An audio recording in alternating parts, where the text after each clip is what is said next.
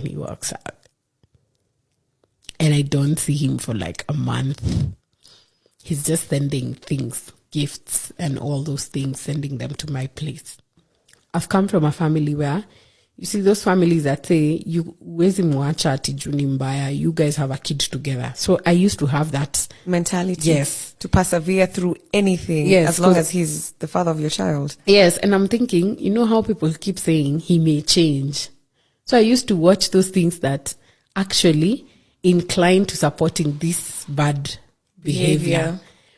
Because I think most times, whatever I'd watch, if it looks like it's pointing out on the red flags, I'd stop watching it. Because I don't want someone who wants to make me feel like whatever I'm doing is wrong. His big bro comes into the country. He comes and he says he wants to meet us. Now, me and the baby. So we go meet him in a restaurant in Karen. He tells me, I'm going to get my brother a house and I'm going to pay for rent. And you guys can come and see him anytime. And I'm going to make sure he gets his act right. So this whole time... Had you told, does the brother know of the history? No. The brother doesn't even know. The brother actually, funny thing, he even mentioned, we do not know about you. We only hear of your stories and we've only spoken on phone. So we thought you're just a girlfriend. So this thing of the baby is new to us. So this time, he's coming to the country because his mom is sick. So I tell Ray, I'll be here for you because your mom is not feeling well. And he says, yes, I need you to be here. But I realize he's not been home.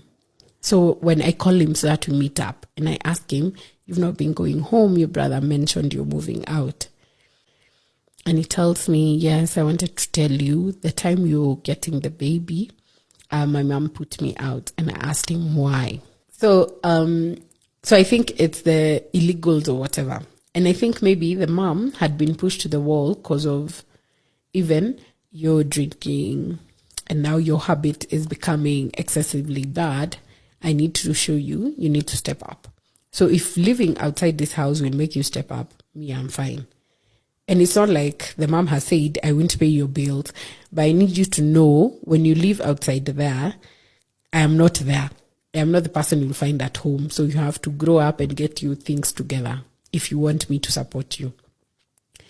So now that the mom is sick, of course, he'll have to leave work and go to the hospital and all that. So the mom's health gets worse and later on she passes.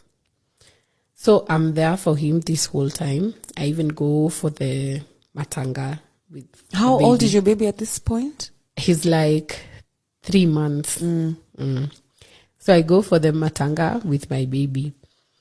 So we go, and I'm seeing this thing actually has affected him. Even how he's behaving, even when his friends come.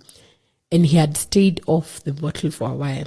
So it's like he's reminiscing and saying, I've been doing things wrong. And maybe he does not know where to start from to make things right. So after that, we start now hanging out. Now he says, let's start afresh. Let's act like people who've met. We have a baby, but let's act like we've just met. So let's make this new and erase all those bad things I did before. And I tell him I'll give you that chance. But we need to be sure of what we're doing because now it's not just us two. So around June, so the mom had passed on in Feb. Around June, my dad started getting sick as well. So I tell him, every time I tell him, I can't meet you because I have to go to the hospital because now we're only 3 in our family. So we have to take turns. He gets so angry and he's like, what do you mean you have to go to the hospital? And I'm like, my dad is sick. And he's like, okay, but your dad can wait. And I tell him, okay, you need to differentiate between, I'm not saying I won't come see you, but I'm saying, could you give me some time? I have to do the visiting hours now because I have to go back to work. And I always used to tell him before, because I'm very communicative. I don't want you to start thinking other things. So I tell him, today, if visiting hours is at 4, I think we'll have to meet earlier, so that I also create room for whatever I want to do after. So after a month, my dad also passed on.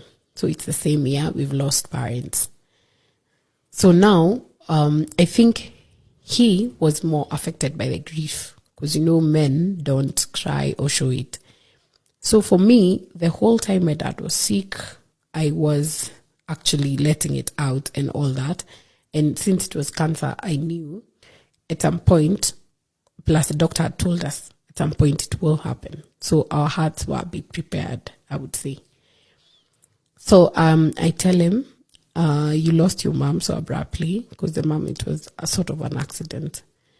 And you need to speak to someone, because you bottling all this and you going back to your old habits is not helping. And I have a baby, so I cannot be crossing over all the way to where you stay to bail you out. I don't know, you have caretaker issues and I have a child.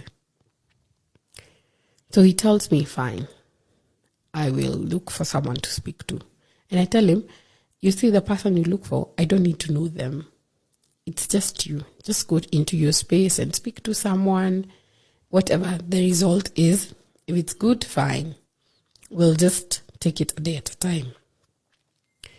So my aunties also start telling me, you need to also have other friends other than him, so that this stops being toxic now. Because now you guys are codependent. So I start going to golf events, rugby's with my aunties now and other friends. So that my aunties told me, you need to see how a day is like if you've not seen him or if you've not spent time, so that he can also know you are relating with other people. So there's this time I go for a golf event and I have fun, a lot of fun, I remember. And there's this guy who came, he wasn't even hitting on me. He starts speaking to me and I tell him I have someone and all that. And he tells me he also has someone. But he's just like me. He started going into places where he's not with his other person, so that he sees what other people grow in. So we speak on friendships, work, and all that. So the guy tells me, you see, now this whole day will be something you can share with him when you get home, if you're going to his house. And tell him that's a good idea. And I tell my aunties, when you're going home, drop me off at Gray's house. So they drop me off. So my aunties had this thing of, they will wait till you open the door. So I have my keys. So I go and I knock because I'm seeing the light. Then I see no one is coming in to open. So I decide to slip in my hand and open my key. I open and I find him standing just close to the door, and there's a girl seated on the bed. Now, I don't even react. I first go to the washroom. Then I come out and I ask him, who's that? And he tells me, this girl I've been talking to about whatever we discussed. So I look at the girl and she's wearing Gray's t-shirt and she has nothing below, like underneath. Yes, just the t-shirt. So I tell him, and what sort of discussions have you guys been having? And he tells me, just on grief and all that. So this girl decides to snap. And she starts telling me, you don't know what I've been going through. My parents divorced. And I look at her and I tell her, our parents are dead. Are you seeing me sleeping around with everyone in this building? And yours are just divorced. You're lucky. She starts crying. So I tell Gray, my bag is outside with my aunties. And now the auntie I was with is a bit cuckoo. So Gray knows her. So Gray starts telling this girl, you better leave. So this girl is insisting we are not done with our discussions. And I tell Gray, I think the best decision right now I will be the toxic one. So there are like 4 flights of stairs down and 4 flights up. That takes me around 30 minutes.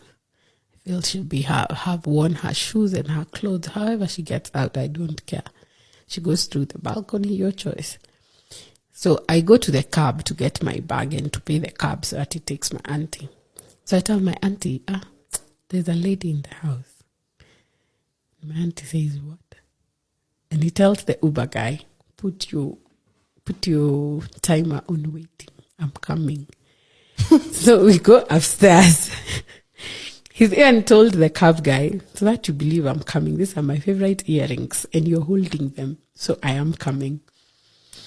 So we go upstairs. Now the cab guy is scared. He's looking for the caretaker.